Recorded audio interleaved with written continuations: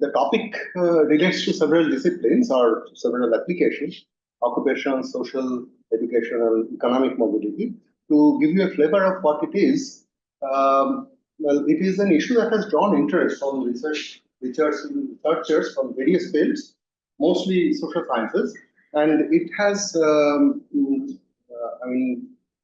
drawn interest of researchers across generations. The first papers came out in the 50s, and people are still publishing. You'll see some examples here. This is from year 1979, and this relates to occupational mobility. Basically, how people move from a certain across generations. So, the father worked in a certain area, certain type of occupation, and the son was involved in another kind of occupation. So, how these movements take place. So that tells you a story about social changes over these years. So that's what occupational mobility is about. Then there is social mobility. There can be similar movements across social strata.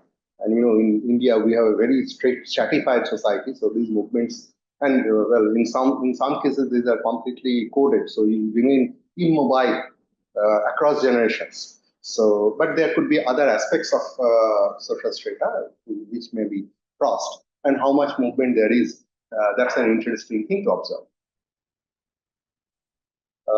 Then there is educational mobility, educational qualifications of people that change over time. So how that changes. There is also economic mobility, income mobility. So these are, there is some variation in this. People can move from one income group to another. There could be, this mobility can be studied from one set of groups to, based on one set of groups, like, certain occupational category, certain educational category, certain income percentile groups, and things like that. So you have fixed strata, and you see the movements across the strata over time. That's one way. Another thing is that you consider the entire continuum of some variable like an income, and how that changes over time, or over a certain landmark period. So you have particular interest in a generation, or maybe some political dispensation dictating, setting policies, how that has an effect. So that sort of change can be studied. So that is the area. I'll be talking about a restricted version of it, which is based on pre-specified groups or strata. And that is best exemplified by an example. This is a classic example from Glass and Hall. This has been used over and over again by various researchers. So this is essentially what is called a mobility table. This is based on data on fathers and sons. So when the data was collected, the subjects were the sons, and they told about their father's occupation and also their own occupation. These occupations were classified into groups. So these 1, 2, 3, 4, 5, 6, 7 are actually these occupational states. So we'll refer to these things as states, so that we are not tied to one particular application. So you have in this data you have 7 states. So on the row wise, what you see is the father's status group, and column wise you see the subjects who are interviewed, their occupational groups. So same 7 groups, because these are not very specific. These are somewhat meant for clustering different occupational categories. And so you have some sort of comparability of the work descriptions. There are certain work descriptions which wouldn't exist after a generation, or new work descriptions that would come up. But these broad categories are thought to be more permanent. So that's why this was there. So this table looks somewhat like a matrix. It's called state transition matrix. So this is the core of the table. These are row sums and column sums, but actual data lies here. The other things you can derive. You can derive that from the core of the table. And this core is actually a transition matrix. So these are, on the right side, the row sums gives you the source state distribution. So where they started from. So in the data on 3,497 subjects, there were 129 who belong to this category, professional and high administrative. By the way, these are somewhat ordered in terms of social status or whatever. And accordingly, this is at the top of the strata, 129 people in the, 129 fathers of these many subjects were belonging to that top occupational status. And then 387 belong to the unskilled manual category. And likewise, if you look at the column sum, this tells you what happened over a generation. So these can be called destination state distribution, source to destination. Now there can be disputes about what actually this measures, because the data were collected while the destination people, the subjects, were aligned in time, but their fathers may not have been similarly aligned in time. So their status might have represented facts over a period of time. And that can cause problems about interpretability. Those nuances have been discussed, disputed. But what we are talking about here is some kind of methodology to address this kind of problems. So those contextual complexities I'll not get into.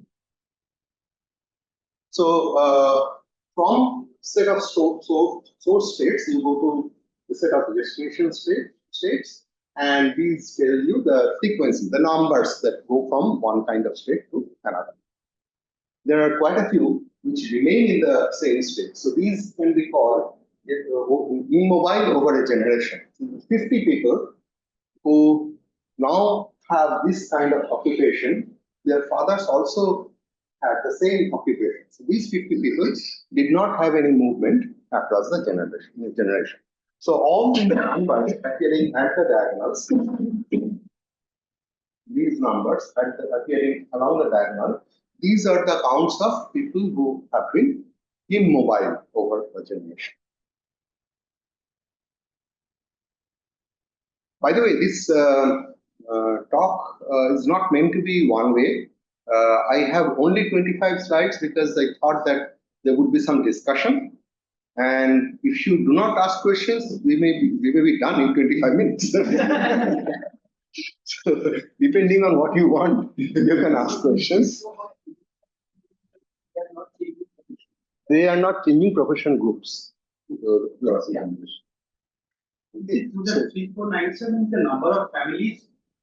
Yeah, total number of respondents in that survey. So every respondent reported about himself or herself as well as their father. That's the way this data is collected.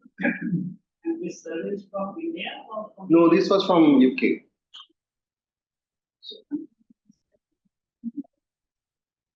Right, for comparability, you might want to divide this entire thing, all these numbers by the total. So you have the probabilities in some sense. Okay, or estimated proportions. I mean, probability is estimated by proportions. Yeah. Okay. So the matrix that I had shown you, the central part of that table, that is called a state transition matrix for obvious reasons. And the general form would be, it's a square matrix. If there are k states, then there would be k by k state transition matrix. So Nij, for example, represents the count of subjects which, well, in this case, we are talking about movement as if it is the same subject moving from one state to another over a generation. But this is only notional. What we are talking about are two sets of people, maybe in this case, father and son. But in another context, it could be something else. Okay, it could be transition of the same person over a period of 10 years. It could be that also. So Nij would be the number of people starting from state I and landing in state J over the period represented by this transition matrix. And an idealized form of mobility is that the source distribution and the destination distribution are statistically independent. So it doesn't matter which state you started from, the destination distribution would be the same. That is a kind of idealized situation. You can call it perfect mobility. Some people have defined perfect mobility as that. I'll talk about some other notions of perfect mobility later. Then there are other special forms of this metric. So for perfect mobility, what you would get is kind of product relation between source states probabilities and the destination state probabilities. That will give you the numbers in this matrix. You have to multiply it by the total count, so that will give you the perfect mobility idealized form. Then there is another special form, that is immobility. That is, all the off-diagonal elements are zero. So that is immobility. These special forms do not really occur in practice, but these serve as important references. So you can see how far deviated a particular transition matrix is from these specialized forms. Now, this is a more interesting special case. This is your exchange. This is called exchange mobility. So you can think of it as a diagonal matrix with some aberration. So this could have been 20, 10, 10, but one number has been shifted from here and it has gone there, and another was shifted from here to there. So what it means is that except for one person in state 2 and one person in state 3, everybody stayed where they were. You can also think of it as a two-stage process, that everybody were where they were, but after that there was a small exchange. That was the swapping of places between one person here and another person there. So that swapping, another word for swapping is exchange. So this kind of pattern in the transition matrix, this is called exchange mobility, because you can get such things like exchange. Then another similar form comes when the exchange is not directly between two states, but it's a kind of circular thing. That this is an example of that, the circular thing, that somebody who is in state 1, that person exchanges destination state with somebody here, and then another person exchanges states with from state 2 with state 3, and then state 3 with state 1. So it's a kind of circular movement. 1 goes to 2, 2 goes to 3, 3 goes to 1. So yeah. So you are assuming that you have fixed number of occupations. We not only that, not just fixed number of occupations, but fixed number of subjects also occupying those occupational states. Yeah, right. So fixed number of people, and this is a deviation from the immobile situation in a very elemental way. That is, there is a kind of exchange of places or circulation of states between 3 individuals. That's it. So that is thought of notionally as something that has happened after a generation. After a generation, everybody was immobile, and then in a snapshot, suddenly you have these 3 circulation, and then you are you have this transition matrix at hand. Okay. So a typical constraint that these kind of matrices will follow is that the row sum will be the same as the column sum, because of this circularity. Okay. So you can probably connect with the original immobility matrix with this one through some kind of circular. I'll show you that structure later. So this is kind of generalization of that, because here this can be thought of as circular movement involving only 2 states. This is circular movement involving all the 3 states in this example. When you have more states, then there could be circular movements involving larger number of any combination of states in that setup. there's something special about circular movement, which is why you're emphasizing it, because what it actually indicates is that there's a fixed number that can be there. So you lose one, if you gain one, then you have to lose one. Yeah, right. Is that, there's a practical situation that practical situation. Yeah. So why it is important? You're basically asking, so you're trying to push me out of the area where I promised to stay. But someone else loses. Yeah, exactly. So I think it's just a zero sum kind of thing. So the macro picture remains the same, but internally there is some adjustment. Movement. Yeah. So there's a fixed resource, whatever the total resource is fixed. So if someone has a more share of the pie, someone else. Yeah. So totally the kind of zero sum game, something like that. Yeah. So we'll come to that case again. So this is characterized, as I said, by identical source and destination distributions. Okay. So if you think of a movement which has more and more of these sort of elemental movements, what will be the aggregate effect of that? There will be one set of circulation, maybe another set, but at the end of each of these adjustments, this will remain the same. That is, the column sum will be this column distribution. Column sum distribution will be the same as the row sum distribution. That means the source distribution and the destination distribution are the same. And this kind of movement, which leaves this source distribution and the destination distribution same as the source distribution, this kind of movement is attributed to internal dynamics of a society.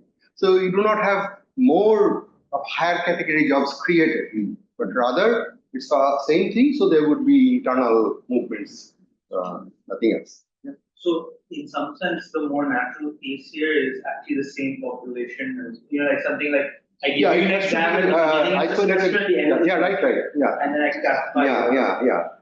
So that in that way, I realize. So it is probably applicable where such movements are relatively small. I mean, a country which is not necessarily completely closed, but the number of movements in and out is relatively small. Otherwise, these things will not make sense.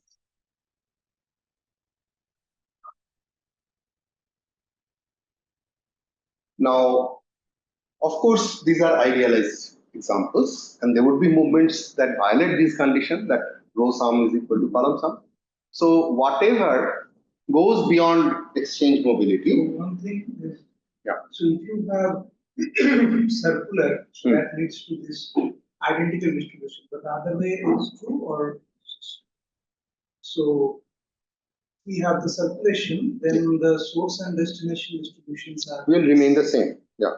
But the other way around, that yes, every time you have source and destination distribution identical, you can find a combination of circular movements which can lead to that kind of transition matrix. So that can be mathematically proved. So it's if and only if kind of thing. Okay. So it may not be exactly one circular movement, but a combination of circular movements, maybe some exchanges involving 3 states, some exchanges involving only 2. So a combination of such things. So when we have non-zero states, basically any state can go to any other state. Right. Yeah. But if for this to happen, source and destination distributions to be identical, all these movements you should be able to write as combinations of exchange movements. Yeah. So it's like a Gaussian elimination, right? So yeah, you can think of it as this. So it has a lot to do with linear algebra. We'll bring in more linear algebra as we go along. But I have tried to keep the description as non-mathematical as possible, but there will be a little bit of that. So this exchange versus structural mobility, these kind of interpretations somehow caught the imagination of social scientists, people who were working on mobility, and they tried to associate these kind of movements with explanations. One of the explanations I have already given, that exchange movement is relating to internal dynamics of society, whereas structural movement is attributed to external factors. That is one kind of explanation. There's another kind, that is where They have associated structural and exchange parts with opportunity versus outcome, and then more efficient versus more equitable allocation of labor resources.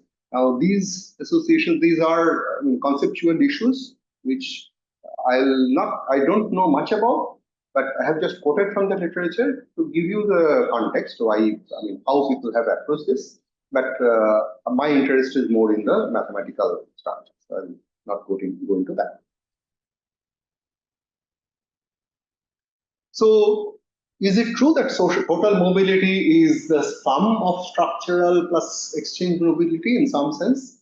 That is how people thought about it initially when they were trying to measure mobility. So this is an example, the first one. So in this paper, this is from 1964, so you can see that people have been doing this for a long time. So they measured mobility, how much mobility there is. So there are some measures of mobility. So they found that in 3 time periods, 47, 52, and 57, the observed mobility had been about this much percentage. So overall social mobility, somehow they measured as 44%, 47%, and 48% in these 2 years. Now, how much of that was attributed to structural movement? Well, some percentages given here. These 2 numbers add up to 44.4. These 2 numbers add up to 47.4, etc. So they were trying to allocate the overall mobility into 2 additive components. One is structural, another is exchange. So these are conceptually different things. So if you can attribute specific parts, that looks very nice. And yeah, Structural? well, structural, I didn't define it quite well because the concept was not very clear when the term came up. So if you go back to the previous slide, the way it was mentioned is that movements beyond exchange mobility, that's very vague. Anything that you cannot explain by exchange mobility is attributable to structural. By exchange, we meant exchange is this kind of thing. Circular combination of circular movements. So that is exchange mobility. Another name for exchange mobility is circulation mobility. Now, whatever cannot be explained by this is called structural mobility. Has been referred to as structural mobility. I am not claiming that this is the definition, but this is the notion that people have used while characterizing those, giving those numbers, giving out those numbers. So that is how they sought to connect it. How do they Measure. exactly? So some measures are there. That is another area that I'll not go into today.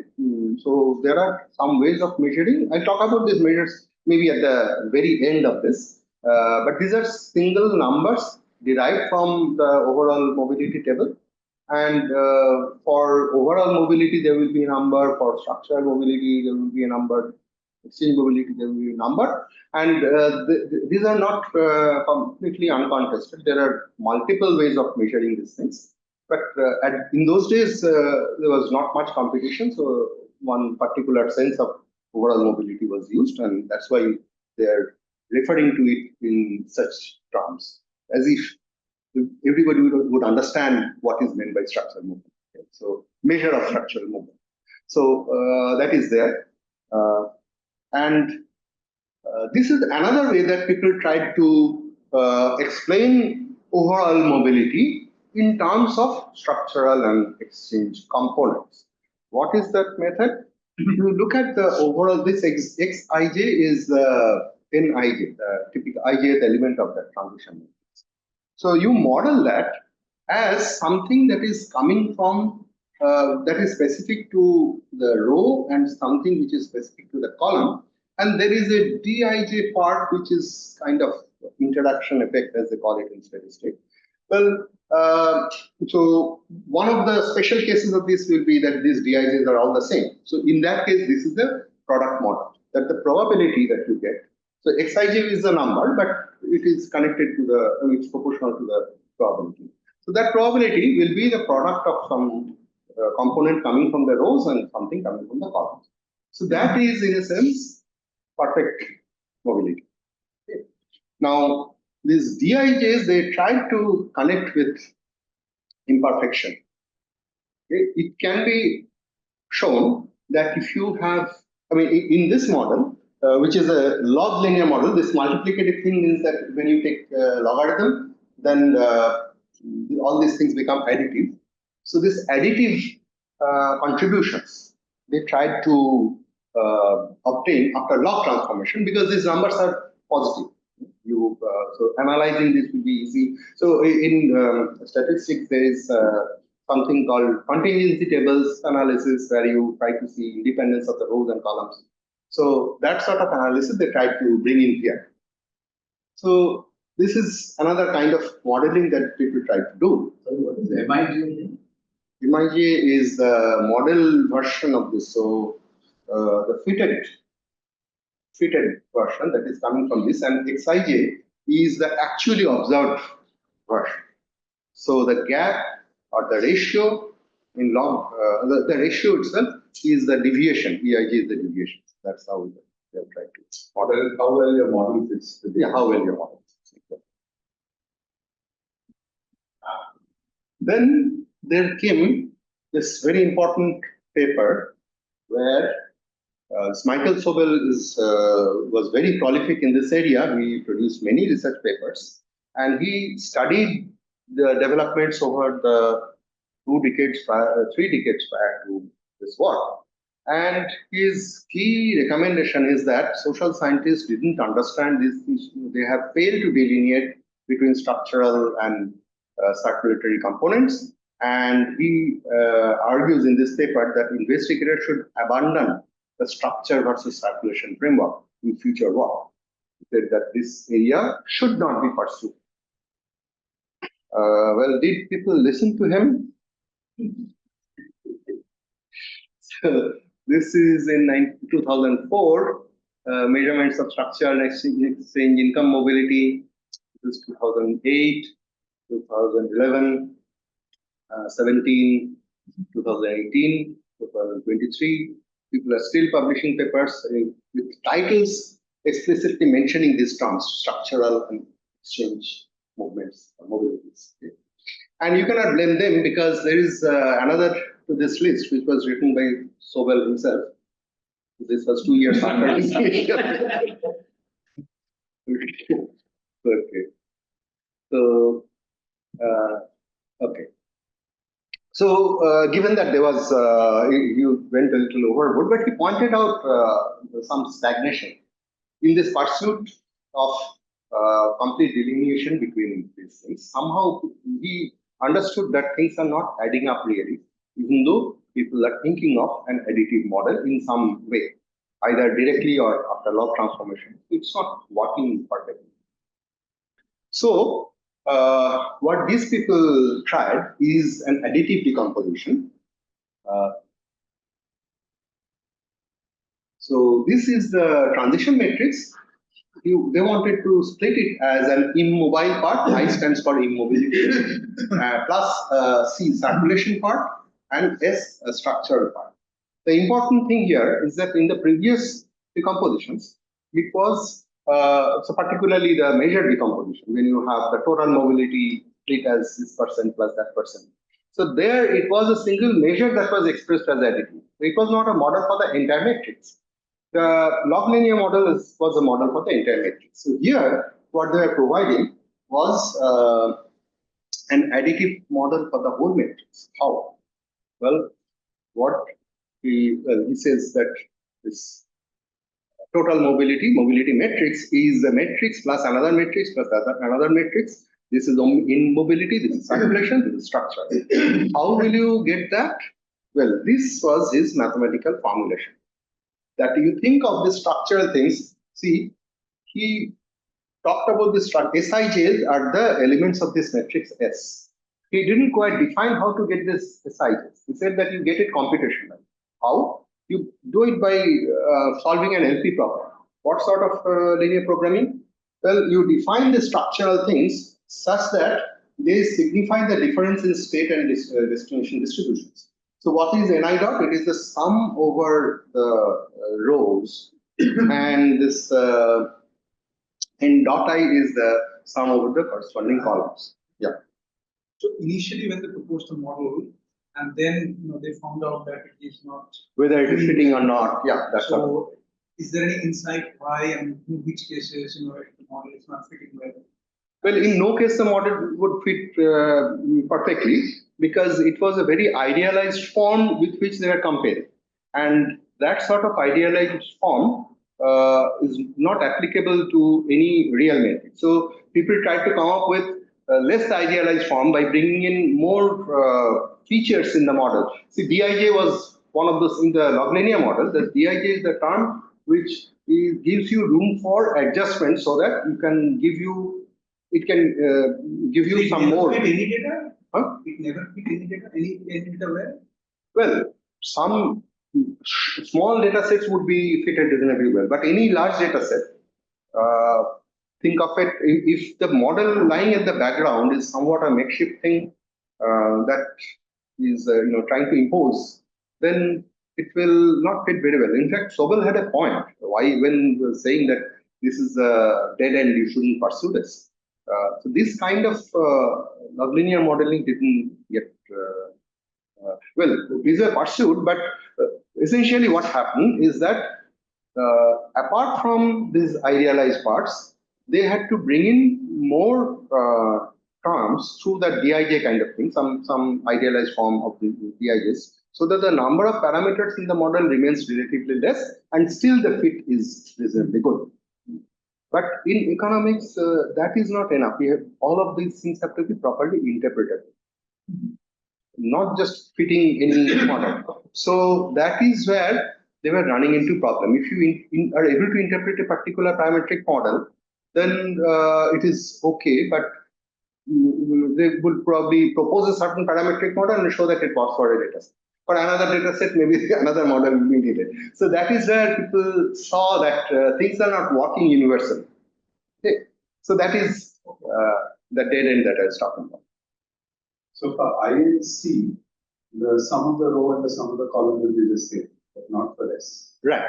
So S is what is responsible for mismatch between row sums and the corresponding column sums. So in his formulation, this is the row sum of the ith row, and this is the column sum of the ith column. So fathers, the count in the ith category, sons count in the ith category. The aggregate is the same. So this difference sort of gives you a measure of social structural movement as far as the ith state is concerned. And if you look at all these sides, then you have a set of numbers representing structural movement, not a single number. Yeah.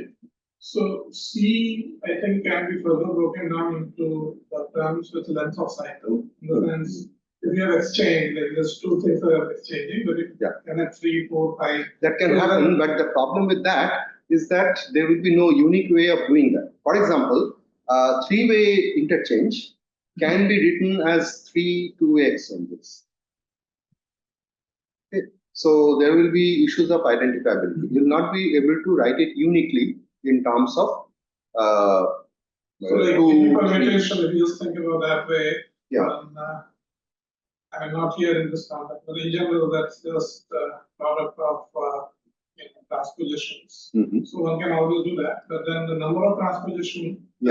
So there is some invariant aspect of it that you can capture. Yeah, but you said that you don't get into this economics part of it. I'm also not an expert, but I was just wondering, what does that signify? So if you have like length of cycles, so maybe it's some local thing, like if there's some exchange. So maybe there are two occupations which are very similar in nature, and for some economic reason or something, let's say the software engineer, he loses his job, then maybe he goes and teaches software engineering in some engineering college. I'm just making a few examples. So what I mean is, so there could be some sort of a nearby occupation where the exchange. I know exactly what you are getting into, and that is a matter of interest, definitely. Whether change of occupation, in this sense, let's say exchange sense, whether it has been less or more, if these categories are socially, suppose these are ordered categories, like in this example. Okay. So then there is a difference between an exchange between say state 3 and state 1 versus an exchange between state 1 and state 2, because that is less of an exchange than the other one. So you could perhaps get into such measures by counting how many single steps there will be if the states are ordered. If they're not ordered, then this sort of analysis will not make sense at all. So I'll come to ordered states to the later part of this. So we are, well, I'm in the 8th slide. So I think by 17 or 18, we'll be able to reach there. Sure. Nice. Yeah. So as I said, he was trying to capture the differences and thought that whatever the structural mobility information is, that will be captured by this difference. So that's why he assigned these unknown numbers, SI dot NSS dot I, these things. So this SIJs is something that is the goal. We will try to get a structural matrix out of it. But be careful, he has to keep all these numbers, all these matrices with positive values or non-negative values, so that each of these can be thought of as individual transition matrix. Adding up these transition matrices, you get n. That was his philosophy. But how do you accommodate exchange in that setup? So yeah, so he posed it as a LP problem, and then eventually the restrictions were on I and S, and C is whatever remains after solving that LP problem. So you let I and S be as large as possible, or not really as large as possible. This way, this is the problem subject to that constant. And then whatever you from that, whatever you get, the remainder kind of term is the exchange. So this will give you an S matrix. Subtract that from the N matrix, you get a I plus C, and then find out the largest part that can be attributed to I. That is only the diagonal elements, so that the rest is still positive and non-negative. So whatever is the remainder, we assigned it to circulation mobility. That will be the case because structural thing takes care of the discrepancy between row and column sums. So it will satisfy all the requirements and give you some solution. What is the logic of trying to minimize S? After all, S reflects some kind of, some genuine external or whatever, say an economic revolution or whatever it is, that is a very disruptive thing. And unless you know the order of that disruption, if it's a small thing, I mean, I would think that this S should be going to a value that reflects the order of disruption in your social hierarchy. The trouble is that if you do not minimize, then you could have competing representations having exactly the same discrepancy of source and destination distributions. All of them will have the same thing. So how do you delineate between them? Well, you can take the view that whatever is the minimum intervention or external effects that can come in, you will attribute that to social structural movement, and you do not want to overdo it. So you do not want to encompass other movements into what you call structural movements. That's it. So that was that effort, and then now I'll just digress a little bit to income mobility, where people dealt with continuous states. So there was a continuum of source distribution and destination distribution. So how do you associate, how do you take care of exchange mobility and income, initial distribution, final distribution? One idea is to associate exchange mobility with dependence between initial and final income distributions, because if you do not have dependence, if you have independence, then there will be the source distribution, product of the source and destination distributions will give you the bivariate distribution of source and destination. Okay. So anything that departs from that ideal, that's kind of perfect mobility. Anything that departs from that ideal has to be exchanged. So that was the view taken. So that comes from modeling of the dependence, given a particular set of source and destination distribution. How do you bring in the dependence? How do you describe the dependence? That the copula structure gives you that, and so as the modeling of the exchange will come through copulas. That was one way. This is a paper that does that. This is not the first paper that does that, but it's one of the recent ones.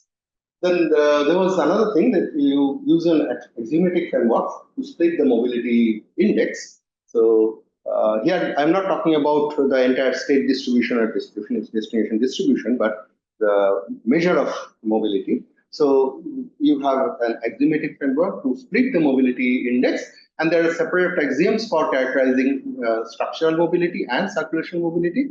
And then this typical characterization of mobility is through aggregate of pairs of incremental changes. So like this one. This is a paper from which this example is taken.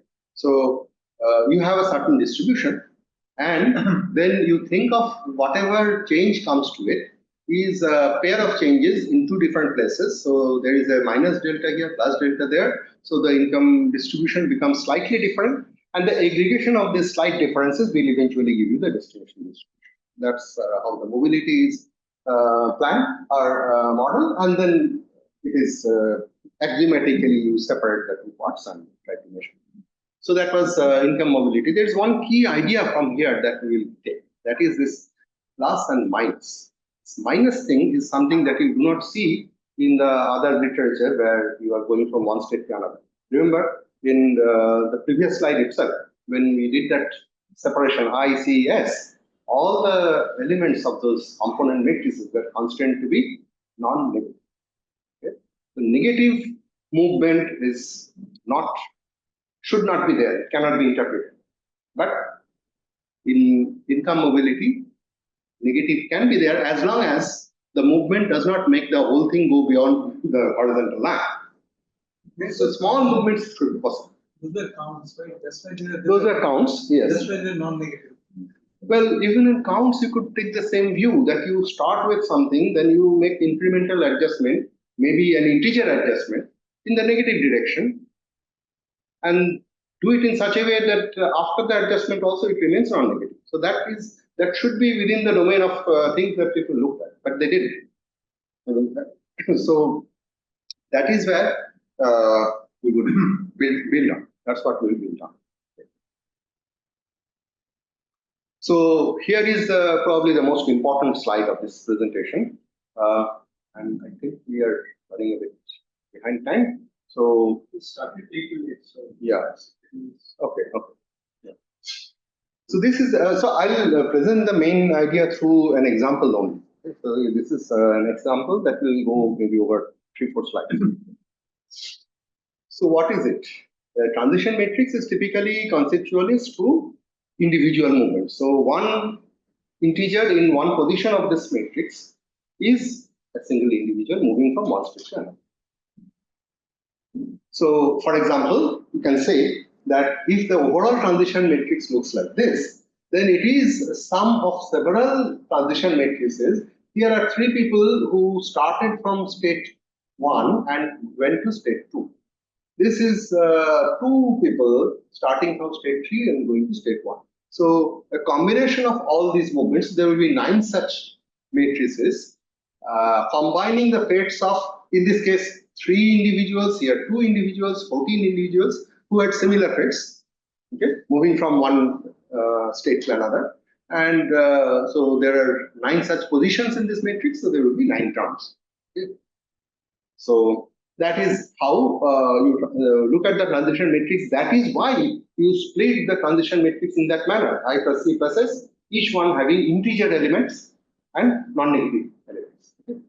So that's because you have this mindset that these numbers should be like that. Now, so there are 9 types of possible movements. Number of subjects is more, but there are only 9 types of movements. You know? I to j. There are 3 times 3. So these are micro level movements. We are talking about movements of actual individuals, actual subjects. Now, you can also think of this kind of matrix as coming from something else. And this is the proposed description. So you want to write this as this kind of thing. That this is the overall matrix. You want to start with a immobility matrix, which gives you the same row sums. Okay. So because the state, so if there are 30 people starting from state 1, and suppose they stayed in state 1, then you'll get this matrix. There are 40 people starting from state 2 and 20 people starting from state 3. So if all of them stayed where they were, then you'll get that matrix. And then there are 2 modifications to that with positive and negative elements. So let's look at this matrix. So what kind of adjustment is there? You have a constant column or multiple of this 1, 1, 1, but the multipliers are different across the 3 columns. So this is one kind of modification, and this is the other kind of modification. This is going to have row sum equal to 0 and column sum equal to 0. So this is another way of imposing that kind of constant, that the row sum is the same as the column sum. Here we are insisting that the whole thing is sum should be 0. Now, how do you interpret this? I'll explain that, but I'll give you a preview. This is, of course, 3 types of immobility. I'll try to associate this with structural movement, and I'll argue that there are just 2 basic types of structural movement involved. And I'll say that this is going to be associated with circulation mobility, and my claim is that there will be 4 basic types of circulation or exchange movements, and that will produce this thing. So this is the kind of decomposition that we plan to arrive at. How? I'm going to explain. Okay. And from here, interpretation wise, again, we'll say that so this is a transition matrix. These are adjustments to the transition matrix. So this is an immobility matrix. So destination state is the same as the source state. Then you make some adjustments which makes the eventual matrix have non-negative elements, but the adjustments are can show positive and negative. So these are actually destination to destination. So for example, here this means that you take away 7 numbers, the 7 people from here, okay, and then add 3 to each of these numbers and add 4 to each of those numbers. I mean, add 3 to these numbers, add 4 to those numbers. Okay. So how do you take away these 7 people? There are not even 7 people here. Well, so I want to keep that question pending. I'll answer that. Similarly, this is an exchange movement. So there are 2 and -2, -8 and 8. So these are exchanges. 9 and -9, -10 and 10, -1 and 1, 1 and -8 and -8. So these are all exchanges. But it's a combination of movements also, right? You're saying these are not movements. These are changes in destination. These are changes in destination. So if you think of the overall matrix, that this gives you that description of who moved from which state to what destination state, which source state to which destination state. And this decomposition is not, these 2 are not transition matrices. This is the transition matrix and these are adjustments to the transition matrix. Just like in the spirit of the previous picture, where you have minus delta and plus delta coming in at different parts of the income scale. This is similar. Be helpful in interpreting this structure. I'll try. Oh. don't give me marks before I write the exam. Negative numbers, yeah, negative numbers. This is a unique decomposition. It's going to be that, Yeah, that was the question. Yeah. So there are theorems for proving that. So this is the proposed description. This is a copy from the previous slide. Now, last 2 matrices that are to be regarded as increments, not as transition matrices. But I've already made that point. And there will be the last matrix coming in 4 types of exchange movement, and every exchange movement, I'll describe these different types of exchange movement. But the commonality among them is that the row sum is equal to 0, column sum is equal to 0. That basically means movement, changes in destination states so that it doesn't affect the row and column sums. And these are the 4 types of exchange movements that I have in mind. So what is it? So this one, for example, says that take away one destination count from here and add it there. And in exchange for this one, you also have something taken away from this one and add it there. And the other exchange movements are very similar, involving different rows and columns. And there are 5 other similar looking matrices. So this list is not exhaustive. There are 5 other things because you can choose any pair of source and destination things. And there are 3 times 3, 9 possibilities. And here I have listed only 4. But the point is that the 5 others can be written in terms of linear combinations of those. So that's why it doesn't make sense to go into the exhaustive list. You can make a representation in terms of these 4. These 4 will suffice. In fact, any 4 from these 9 would have sufficed. And these 4 matrices form a subspace of the vector space of 3 by 3 matrices. And whatever we have written here, this one, can be written as a linear function of these 4 matrices. And that is that linear combination.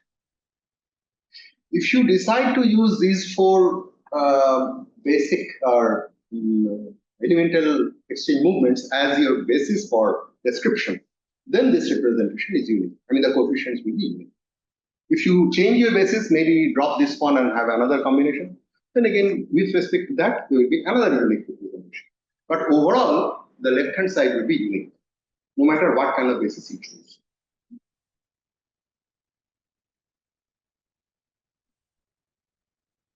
So in the proposed description, I have talked about the last part and the exchange component. The difference matrix on the left side has row sums equal to 0. Okay.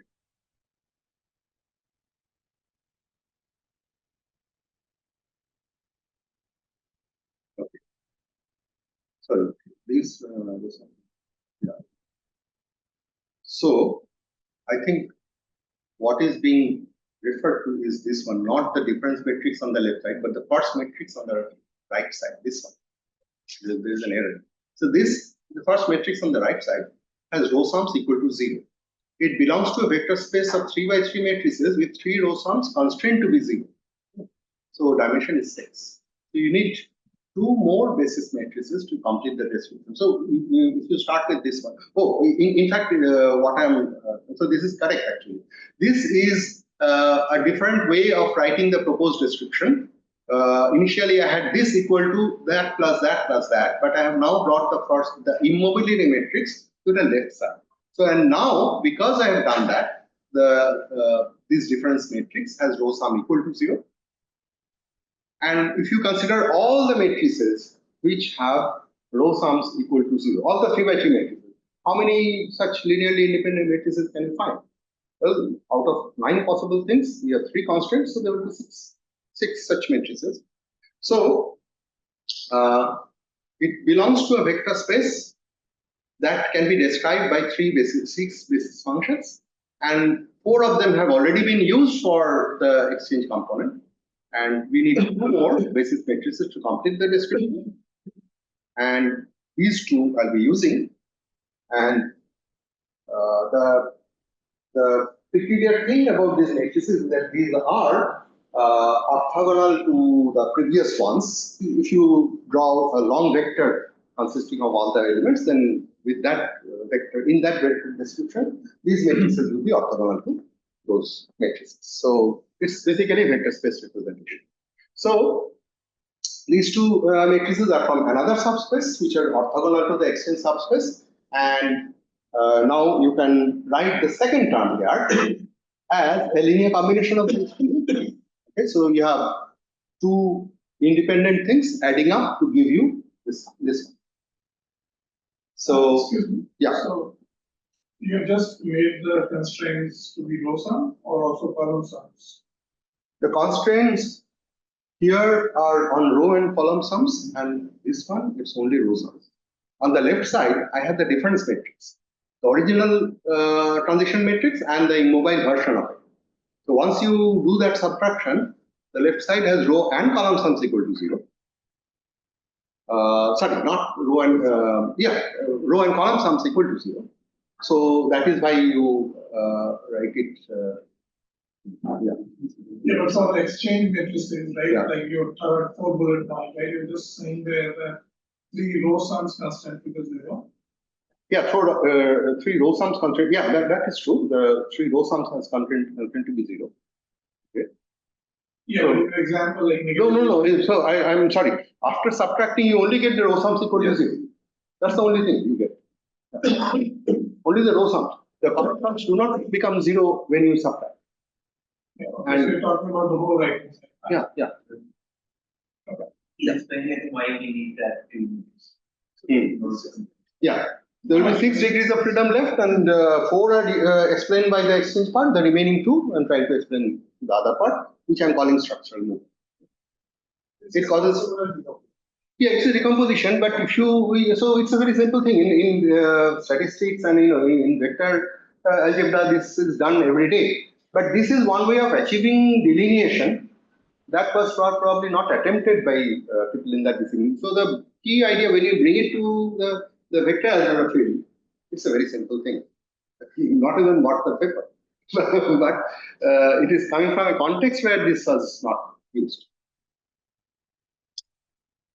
So this matrix, the one that we have come up with, it has all the credentials of a structural movement. In what sense? It causes the destination distribution to differ from the source distribution. That's a very important requirement. And the other thing is that it is technically free of exchange movement. When you describe things, remember what in that paper, in that the LP decomposition thing. So they were trying to minimize because they knew that exchange movements will be embedded in the structural movement. So how do you delineate? You try to minimize. That's what they're doing.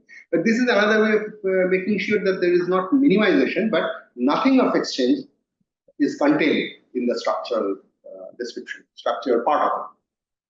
So that is the whole thing. And then I'll show you an illustrative set of steps. Step 0 is from source to destination. So step 0 is no movement, immobility. In step 2, you have part of the exchange movements that we are considering, and that part makes sure that none of the after those adjustments, none of the elements become negative. Okay? So what has been done here? 8 numbers have been taken from here and put there, and 8 numbers have been taken from here and put there. So that's one set of exchange movements. And then another 8 taken from here and put there, another 8 taken from here and put there. So it's a set of exchange movements. And at the end of those adjustments, it remains a transition matrix. At the end of step 1, it remains a transition matrix. Next step, structural movement. So so what do? We take away 7. Now there are enough in this column. So you take away 7 and add from each row you take away 7. Then add 3 to these and 4 to that. That's the structural movement. Then in the final and third step, you have another set of exchange movements. You take away 2 from here, add 2 there. Then you take away 2 from here and add there. So that is these 2. And then you take away 1 from here and add here. And also take away 1 from here and add there. It's another exchange. Okay. So from source to destination, you are able to reach through a series of exchange and structural movements while not going into the negative territory, while not going into the non-integer territory. So it's all fair. So there are many other pathways. This is not a unique description. There are many other pathways from source to destination such that each state is either an exchange movement or a structural movement, and the modified matrix at the end of each step is a valid transition matrix. It can be valid. So you can't do it with just one exchange and one structural move in general. If you do that, then you may run into negatives. In this example itself, if you try to do the structural adjustment first and then do the negative, at some stage you'll get, and then the exchange movement, at some stage you'll get negative. And if you do the exchange movement first and then structural, then also you will get some negative. But there will be some combination steps that can do it. So a byproduct of this way of looking at things is a formal definition of structural mobility. What is it? Any simultaneous and identical pattern of change in destination state in respect of equal number of individuals from all source states is structural mobility. And there is no confounding with exchange or circulation mobility that we have ensured. And the most important thing is that this definition applies to notional corrections of destination states and not to actual movements. So we are not saying that what we have defined is a structural mobility itself, but structural adjustment to the mobility matrix or transition matrix. So this may be the reason that it applies to adjustments and not to actual movements. This may be the reason why a clear delineation from exchange movements was not achieved for so long, because they were looking at actual movements. So what we are saying is that the structural thing exists in the adjustments. If you look at it that way, then you will be able to delineate, else we will not be able to.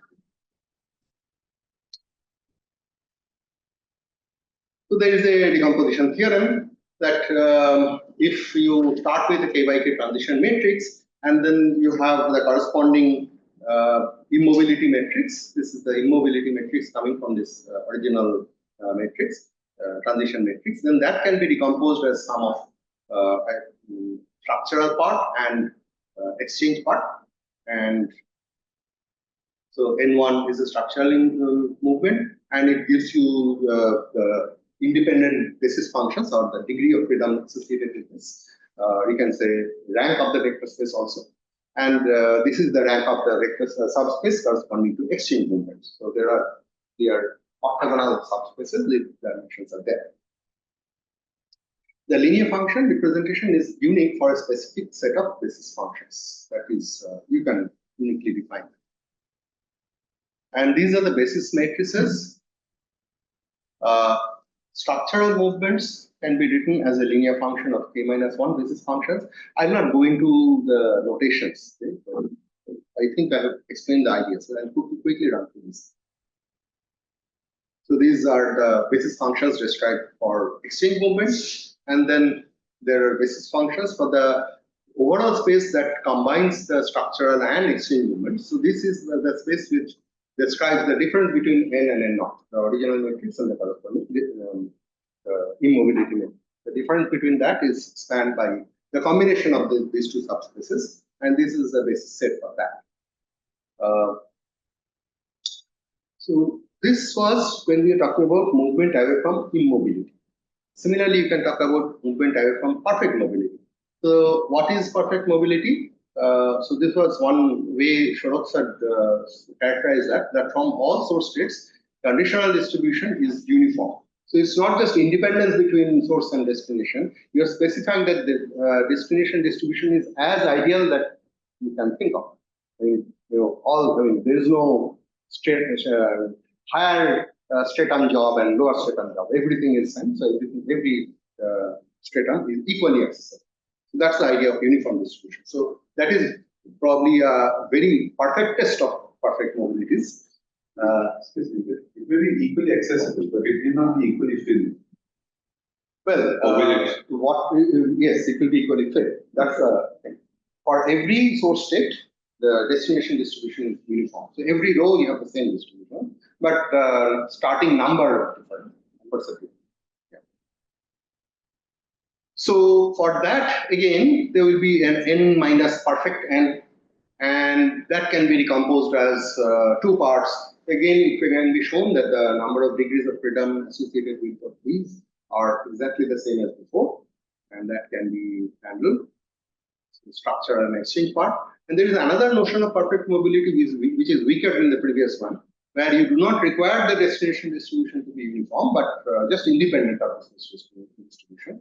And for that, the difference matrix, if NP is that perfect version of M, then the difference itself is a matrix with row and column sums equal to 0. So you do not, that does not have a structural part at all. Okay. So you only need exchanges to explain the imperfection. And that can be done again. K minus 1 squared is the number of degrees of freedom. You can explain in terms of those. Now comes ordinal steps, that there is some sense of order among them, and that will lead to some kind of directionality. So suppose there are these states which are ordered from low to high. So then the basis matrix it signifies a change in the upward direction, upward mobility.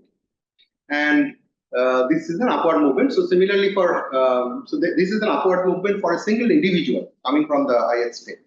And the corresponding thing for structural is a set of upward movements for a single individual from each state. Okay. So that is what that is. And the coefficients of these basis matrices will be unique. And that can be used to compare transition matrices and also to measure the balance of opposite trends in overall mobility. So for that purpose, we'll use this. And to complete the picture, there is a similar thing for exchange mobility also. And positive coefficients of this kind of movements will signify that there is a change in the direction of discordance between source and destination states. So this interpretation already existed in the income mobility literature, which is borrowed from there.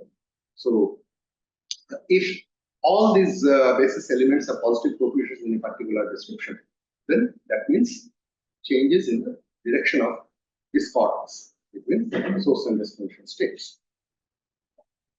So coefficients of these basic matrices can be used to again compare basic transition matrices and measure the balance. So partial order can come from these things. So suppose you have two transition matrices, and then you can scale them so that the number of subjects in the different matrices do not matter. These become probabilities. And then you can look at the difference between these two P's from the two for two transition matrices.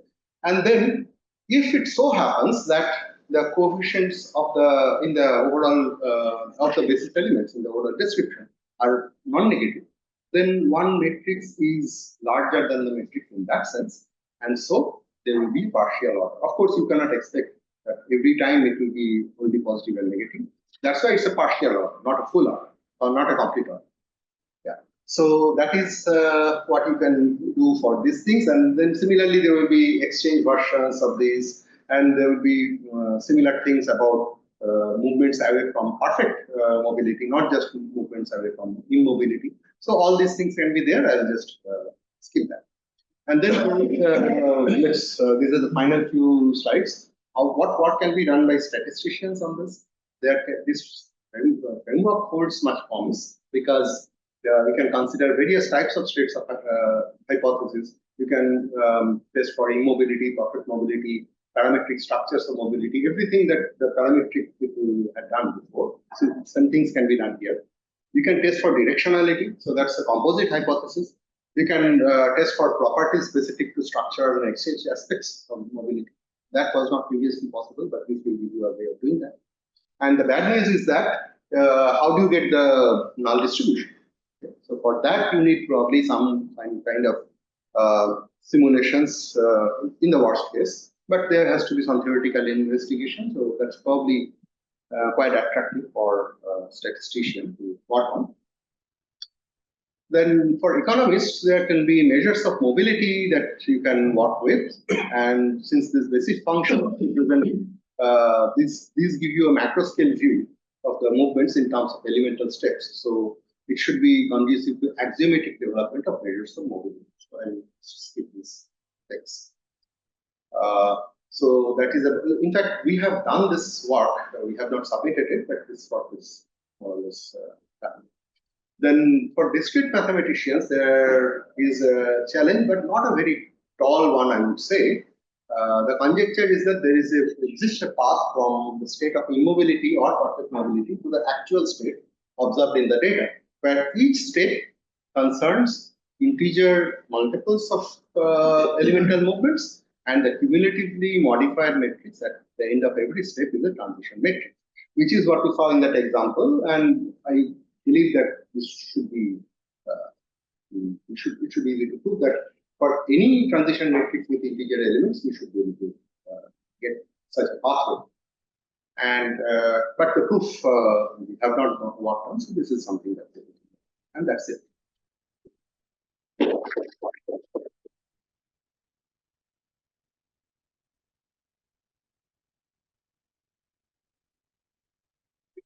This to a data set or So the statistical part, so the last three things that I said, what to be done, only the second one is done.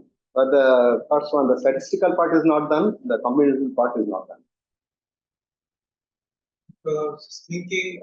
In fact, we had, that could be too much work for a particular paper. We had combined this, the measure, work on the measure with the part that I presented today.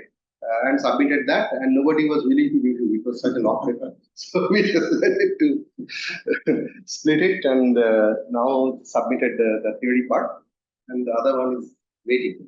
So we submit it after the first visit. What was the null hypothesis you were saying? Yeah, the null hypothesis is that, I mean, in this framework, we can think of many interesting null hypotheses that can be tested. For example, suppose in India you are looking at actual movements of people from region to region. So there you can think of some ordered things that people generally move from these areas to those areas. So if you have some, so these are not going to be perfect. These are conjectures which may not hold in an absolute sense, but in a statistical sense they may hold. So this gives you a framework for testing such hypotheses. No, the null hypothesis is what? That there exists an order. No, there exists an order. So suppose we have these some notional orders, and they say that over this time there have been movement only in this direction. Right? So upward movement or movement in the direction that you're interested in is only from one state to that sort of. So there can be regional versions of these matrices. And then you have two transition matrices, then you can compare that also. So that's another kind of ordinal hypothesis, that I have transition matrices in one country, and I have transition matrices for the similar transition matrices for another country. In which country do you have more upward movement? That sort of hypothesis can be tested. And this gives you a general way. You don't have to parameterize anything. It's just that these ordered states should be ordered, and then what you are expecting is some kind of partial order among the different transitions.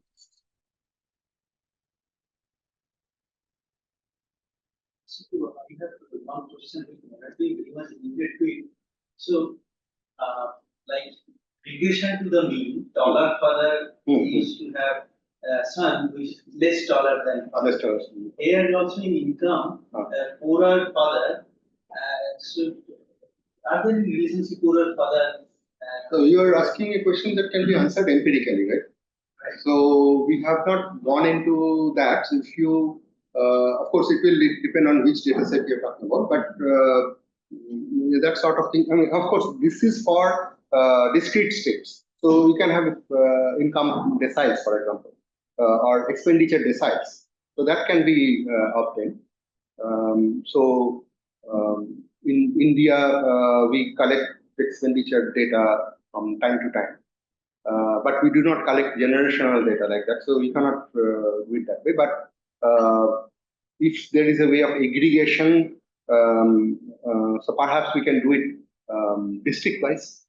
So suppose we collect district-wise. So a particular district in a particular round of NSS survey versus an older round of NSS survey. So what kind of change there has been over time? Okay, so we have expenditure distribution altogether. So that kind of changes can be studied, and so perhaps empirical answers to this can be solved. So there are all sorts of possibilities, posing hypotheses like this and answering those from data under the framework. What is possible? Yeah. Associate gender in this study.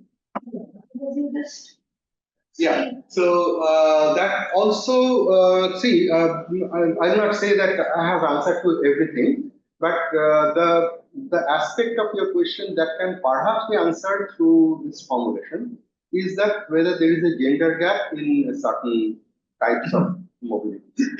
So you have a pattern, so this thing has to be only for restricted to ordinal states, and then you look at movements in respect of women versus in respect of men. Yeah, so for example, expenditure in income data, whatever that is. So you have resides, okay, at some point of time, then you have similar things, another point of time. And then look at the real versions of that, how that has changed. Okay, so that whether there is a difference, gender difference. So it is actually the comparison of two transition matrices that can be done. That framework I showed.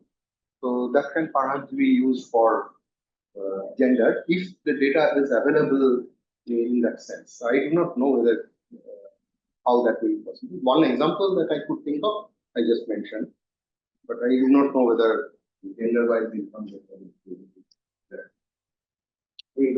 This is the data that is available is family estimates. That will not be used.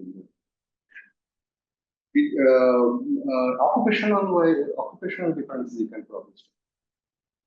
That is available in census.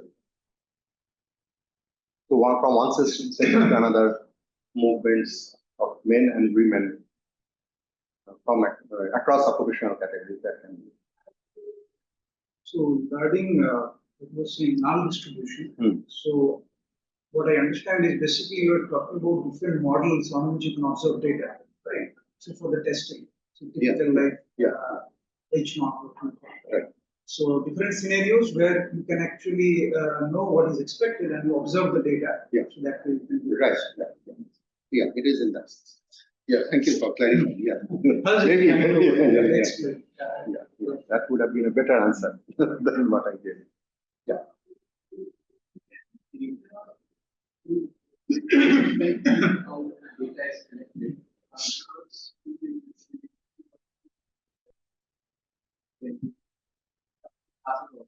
Each, for instance, when you're seeing the subjects, let's say we are collecting data from the current times. So, what are the age classes for subjects that we're testing? See, the important thing for the transition matrix-based analysis is that there should be correspondence between subjects in source state and destination state. Like here in the occupational category example, it was father and son. That linkage has to be there. So nowadays, people collect longitudinal data in PLF, periodic labor force survey, but it is a very short duration longitudinal data. It's very not long enough to give you period comparisons.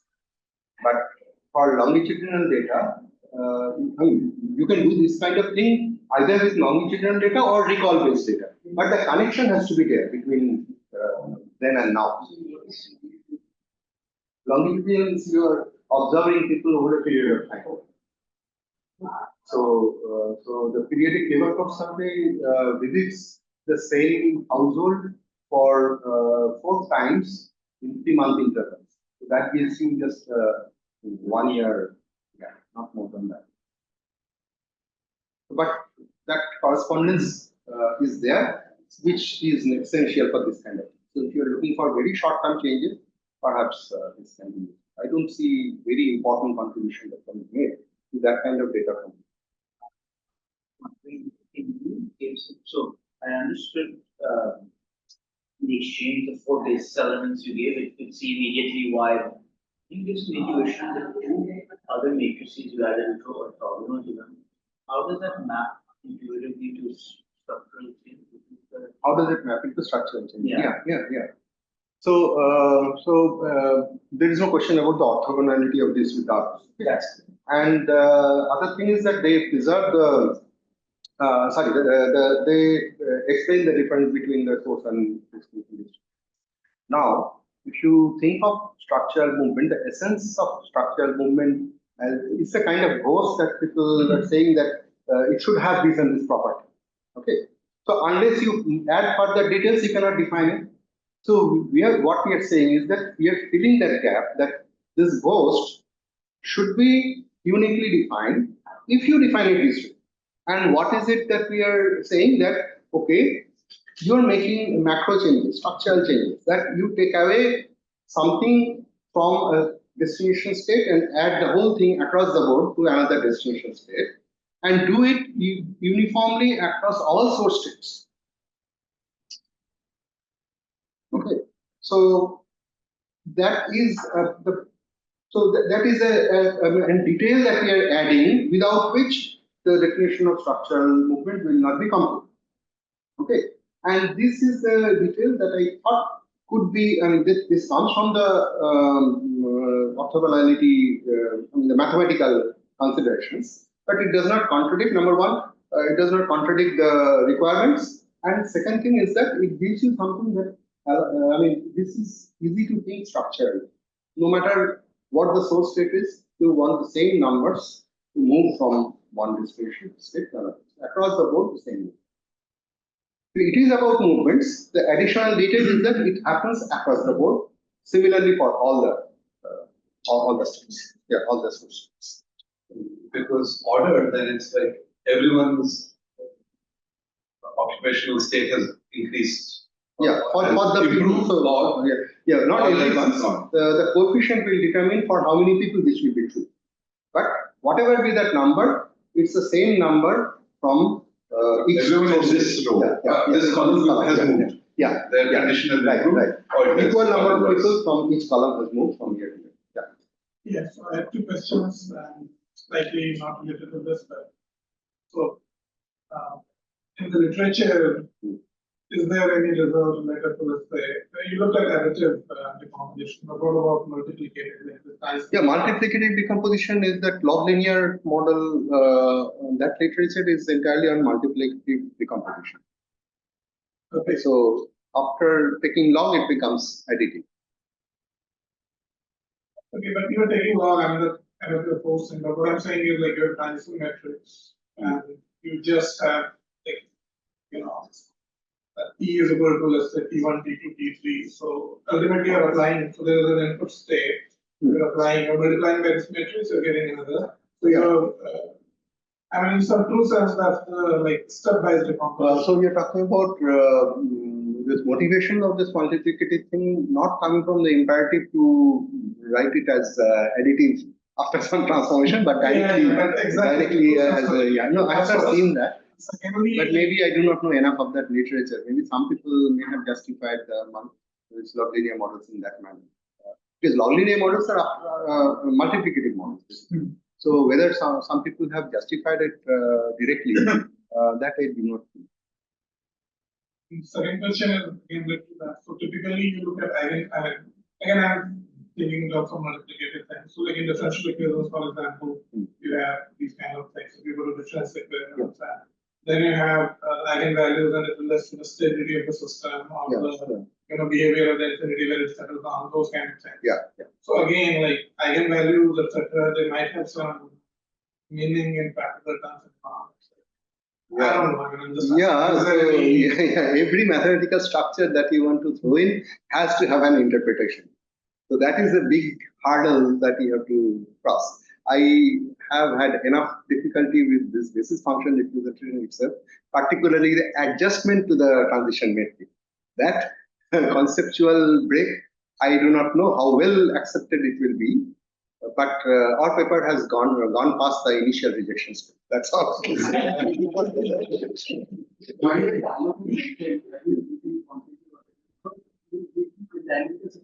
What we do is basically you have state, transition matrix in Europe, which is exciting.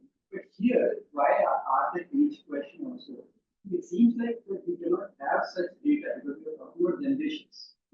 So can we have such a temporal data where we can talk about stability?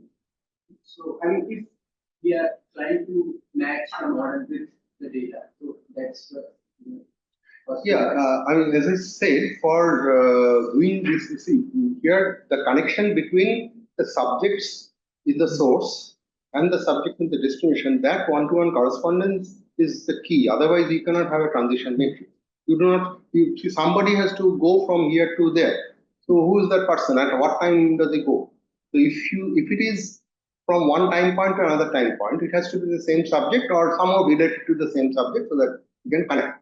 Now, this can happen in two ways, that you collect data over 2 points of time, longitudinal, I mean, for the same persons or same family over 2 points of time. That is one way. And the other is that you do it on the basis of retrospective answers. I mean, surveys where one person is reports the present status as well as the status in the past. So that is the other. Yeah, long term also people have done that. There are questions about the reliability of those responses, but it's not that it's not done. People have done that for in various contexts. In a current survey, you ask about events happening several decades ago. You ask that. I mean, I have seen data on menarche, for example. Those people who are interviewed on a certain day, they are asked, when did you have your menarche, I mean, the onset of menarche, onset of menstruation? So these things are done. I mean, people have accepted this, subject to some errors in recall and that. But retrospectively, recall data is a done thing. People have used that. This was also an example of that. I mean, this Glass and Halls data. Sons are asked what their fathers used to do. That's nothing but recall data. It was not longitudinal. And in UK, people, I mean, families are tracked over reasonable periods of time in several respects. I think Kaushik will know some of this data. At least for a period of 5 to 10 years, you can get longitudinal. Cities was. I was going to say actually, cities. Recent work of this immobility and mobility study hugely takes care of many of these aspects. So, what kind of data was it? Was it longitudinal or recall data? Recall data and longitudinal. So longitudinal census data. Recall data, I haven't come across. I haven't gone that details. Longitudinal data. Can this decomposition be used to model changes in rainfall patterns across geographical areas in the context of global warming? What we're seeing is there was an older rainfall pattern. Today there's a different rainfall pattern. I can break that up into one place got less rainfall, another place got more rainfall. So the total moisture in the system remains the same. So that's your exchange thing. And then you have a question. I understand your question. Now, I have not gone into the, I mean, I have worked with rainfall data quite a bit, but I have not gone into this aspect. But from the part that I have worked on, what it seemed to me that the major changes that we have seen in the measurable time, so for example, I have worked with rainfall data over 100 years, 120 years or so, and temperature data over 60 years or so. So the patterns of change that you see, there are regional aspects of it, there are temporal aspects of it. But in the longer term, if you take the long-term view, it's hard to say whether these are permanent changes or whether these are phases that appear to be major changes only if you look locally. So I do not know whether it will be worth your investment time while dealing with effects of climate change, because you will be able to pick out something, but to what extent you can make general statements. You can infer from that maybe. Yeah.